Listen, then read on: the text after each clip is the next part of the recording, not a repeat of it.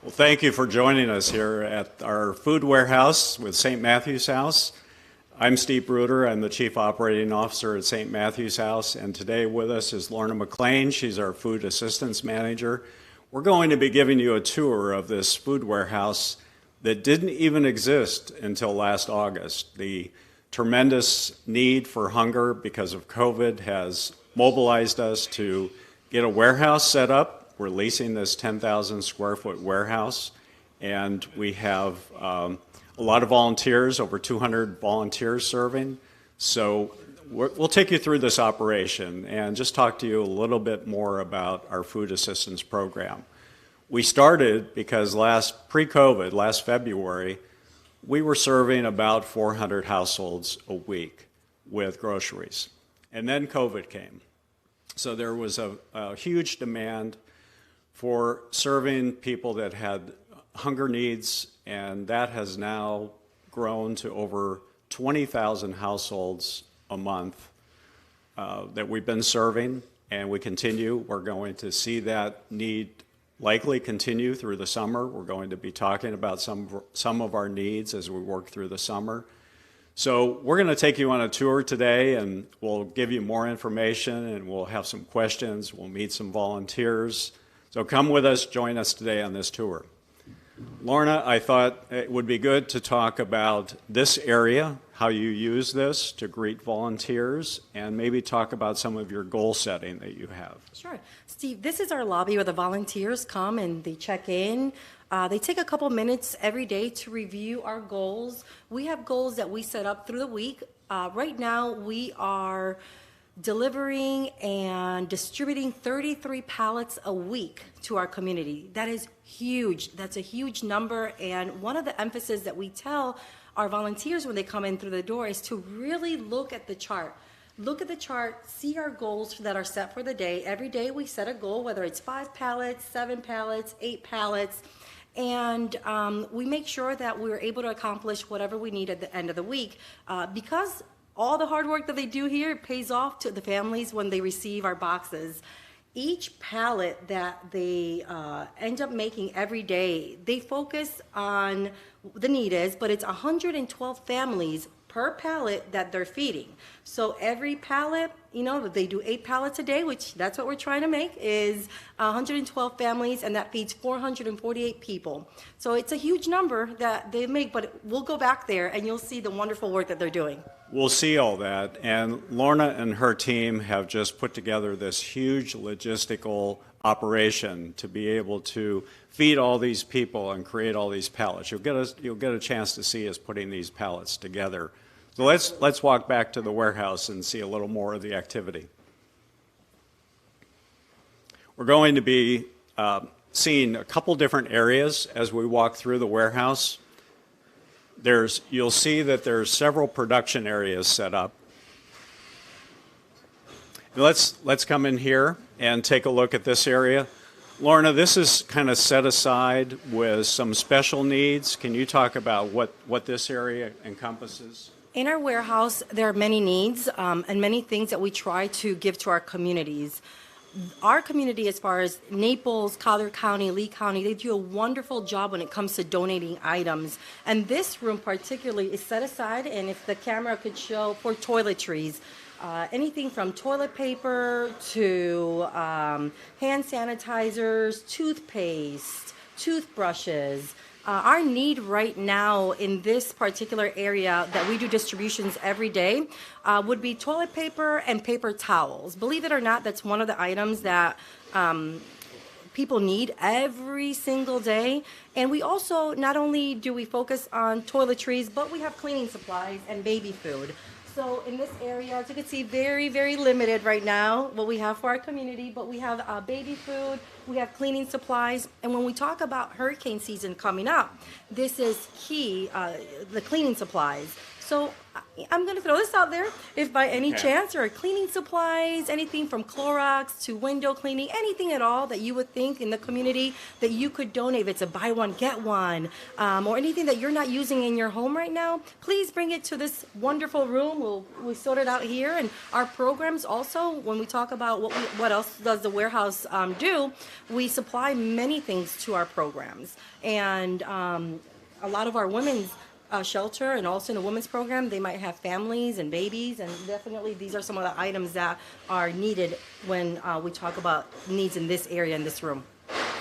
You'll see as we go through, there are some empty shelves and some scarce shelves. So we'll talk about the needs that we have going into summer with a lot of our donors and folks heading back north. Now's a time where there's a great need to keep to fill the demand. Absolutely. For not only the folks in our shelters and our programs, but the community at large. So, and as Lorna mentioned, with hurricane season coming, we're stocking up with water and other supplies to be ready to respond any way we can in the community. So let's walk into the warehouse now. We have an area here. I know, Lorna, you wanted to mention water because we just were talking about our hurricane response. Yes, water is another need. It's a major component to what people ask, and sometimes they'll go without electricity or they'll go without fresh water, and this is something that we really want to provide for them in every single distribution once we're called to action. If a hurricane does come around or the need in general comes around, we always try to have in each of our distributions something to hand out, whether it's water or a juice, something for the household. And Lorna, there's some fresh produce here, some corn and watermelons, and I think you had a lot more here yesterday when I was visiting. So talk about some of the fresh produce coming into the warehouse. So this is all because of our partners in the food banks, Midwest and Harry Chapin. Thank you so much. If it wasn't because of our food bank partners, we definitely would not be able to get these fresh produce. It's watermelon season, so each family that comes to our distribution will be getting some type of fresh produce.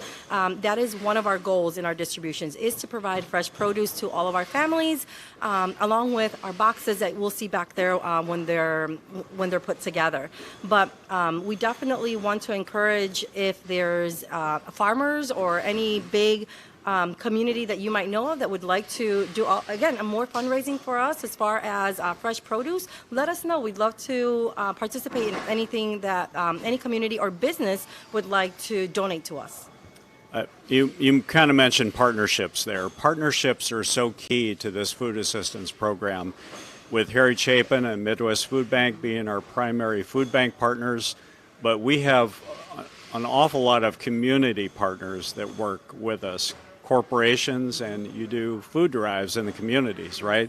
So talk a little bit about the community food drives. How many communities have participated in that? During 2020 and 2021, we've had 30 communities, and those are HOAs, that's a neighborhood. That's huge, 30 communities during 2021. But I'm going to put out there a challenge to see if we could double that number. Okay. I would love to see, anywhere between 50 to 60 communities, neighborhoods participate in food drives for us. I know the summer months are a little bit different, but there's definitely things that we could still, bring in and do. It won't be as large as our normal months during the fall, but definitely it could be done. There's never a can that we will turn away or a dollar that we will turn away, especially when it comes to feeding our community. We talk about the numbers, 20,000 families. Sometimes you'll see this corn and you'll see the watermelon that's here. Sometimes it's just not enough at the end of the day. As quickly as it comes in here, that's as quickly as it goes out. And that's something that we can't demonstrate today, but the flow is daily and constant. So as fast as food comes in, it's going out to our distribution sites. We have 12 distribution sites now, and that's, we call it our mobile pantry model, but it's a way to move food from this warehouse out to the people that are in need. You heard the challenge from Lorna. If you're in a community out there that hasn't already done a food drive, that would be something to consider, and certainly you can get a hold of St. Matthew's House and help us out with that. Lorna, this is a production setup here, and we're going to see the big production setup in the back, but just quickly tell us why there are two production lines here. So if I could actually, could we walk down a little bit and I could show you some of our items. So in the back here, you will see that this is all of the items that come in through our pantry. What happens at this warehouse from our pantry that's at 2601 Airport Pooling, all and everything that's donated to St. Matthew's House as far as pantry goods or dry items, things that will not go to waste, go through our pantry. Then they come here, they're sorted, they go through inventory, and we put them for our distribution, so they're set aside. But part of that logistic is that we also put a value to what's donated. And impressively enough, we've had a tremendous 2021. The start of 2021 so far, we've had about close to $50,000 worth of donations from our pantry at 2601 Airport Pooling, where everybody dries up. And those are just drop-offs, yeah, individuals dropping off at our drop-off center. Yeah, but everything that goes there comes here.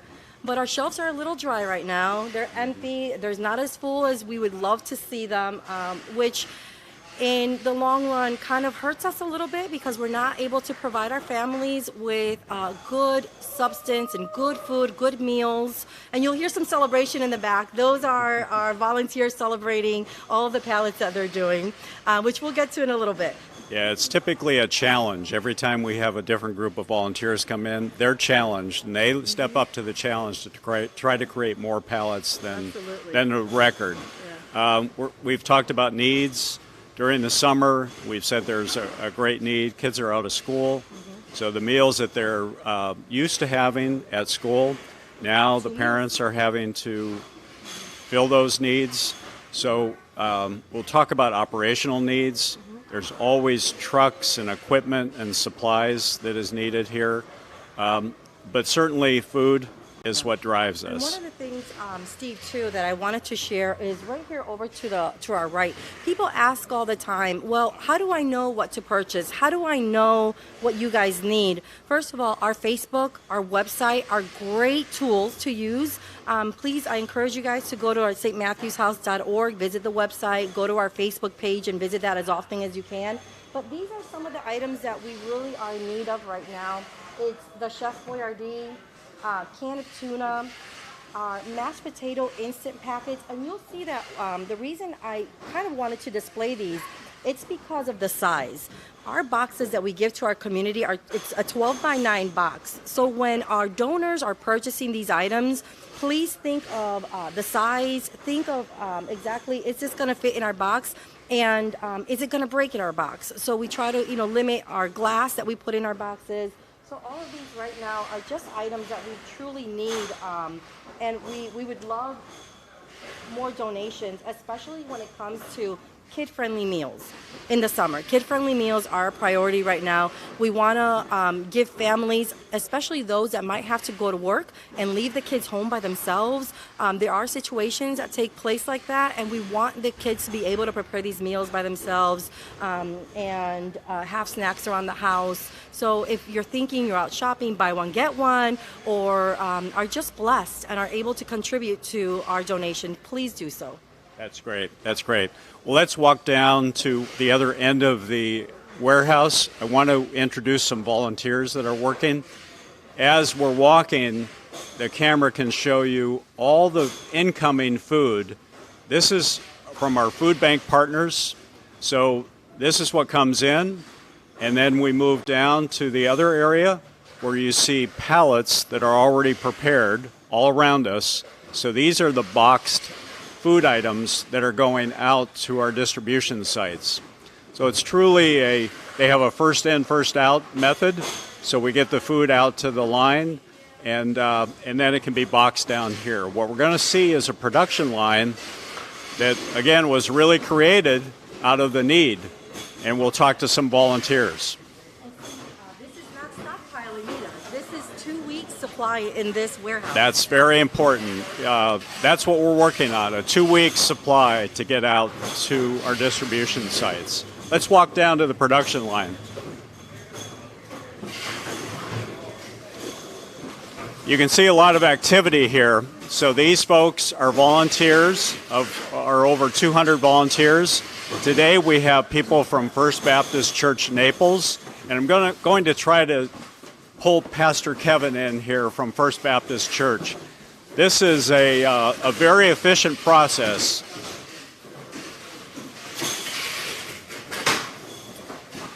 Pastor Kevin, Hey, we're glad you're here. hey, it's Tell good to be here. Yeah, so you're here today with your family, and we're going to hold up the line a little bit today.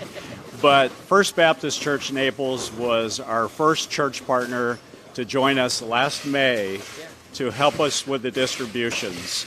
And I know that your volunteers have been such a huge part of this operation. You want to just talk a little bit about what it's meant to your church and your people? Yeah, it's been incredible. Last May, met with you. I remember in our conference room going, how can we help the community? And your staff, your team, St. Matt's, it's been an incredible partnership. And we have had hundreds of our people mobilized out with you guys. Of course, we were doing like bi-weekly distributions there during the pandemic, and then during the summer, just ran it all summer and then just kept it going throughout the school year. Now we're back kind of increasing during the summer again. But what I have loved is it's given us a chance to really just get our people be in the hands and feet of Jesus. And you guys have given us a great tool to do that. And then it's kind of fun. We brought a team down today to just kind of begin on the other end of this, because we're on usually the giving out side. So it's really neat to kind of see how it all comes together. And it's been great. We're trying to set records today with packing boxes. So, you're messing us up here. And we're holding you up. We'll give you a little bit of extra effort or time to make those records. Well, thank you all. Thanks, Pastor Kevin. Thanks, everybody, for being here. And we definitely are blessed to partner with you guys. It's been a true partnership that has really been so beneficial to St. Matthew's House and First Baptist Church Naples and many of the other churches that are partners. Let's walk back so we can get out of the way. Our folks really want to get back to work. So I'll just mention, as we're closing our time together, we hope this has given you a glimpse into our food warehouse facility and our food assistance program. And I did want to mention again that there's always need. The food is always needed.